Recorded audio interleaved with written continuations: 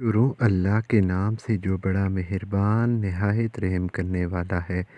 حضرت معاذ بن جبل رضی اللہ تعالیٰ عنہ سے مروی ہے کہ ایک بار ایک شخص رسول اللہ صلی اللہ علیہ وسلم کی بارگاہ میں پیش ہو کر عرض کرنے لگا، میرے پیارے آقا و دو جہاں، میں آپ سے ایک سوال کرنا چاہتا ہوں۔ شجاعت وائس سننے والے پیارے دوستو، السلام علیکم۔ آپ سے درخواست ہے کہ اگر آپ پہلی دفعہ ہمارے چینل پر آئے ہیں تو ویڈیو کو لائک اور چینل کو سبسکرائب ضرور کریں، کیونکہ میں روزانہ اسلامی اور معلوماتی ویڈیوز اپلوڈ کرتا ہوں۔ نبی کریم صلی اللہ علیہ وسلم نے فرمایا، اے اللہ کے بندے، پوچھو کیا پوچھنا چاہتے ہو؟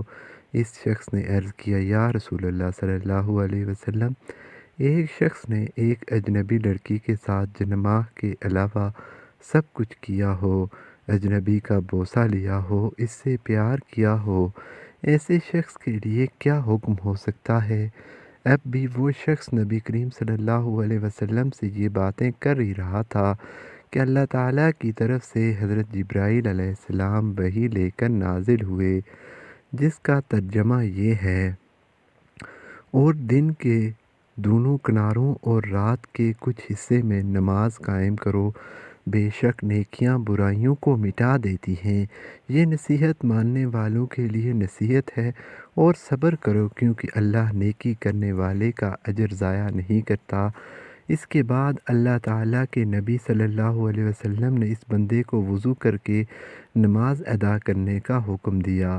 حضرت معاذ بن جبل رضی اللہ تعالیٰ عنہ سے مروی ہے کہ میں نے رسول اللہ صلی اللہ علیہ وسلم سے عرض کیا، یا رسول اللہ، کیا میں عمل صرف اس بندے کے لیے ہی ہے کہ تمام امت کے لیے ہے؟ رسول اللہ صلی اللہ علیہ وسلم نے فرمایا، یہ عمل میرے تمام امت کے لیے عام ہے۔ اس آیت مبارکہ سے ہمیں یہ معلوم ہوتا ہے کہ انسان کی نیکیاں چھوٹے چھوٹے گناہوں کے لیے کفارہ ہوتی ہیں، خواہ وہ نیکیاں بھی کسی بھی صورت میں کیوں نہ ہوں، مثلا نماز، روزہ، حج، صدقہ، یا پھر ذکر و اذکار اور استغفار کی کیوں نہ ہو۔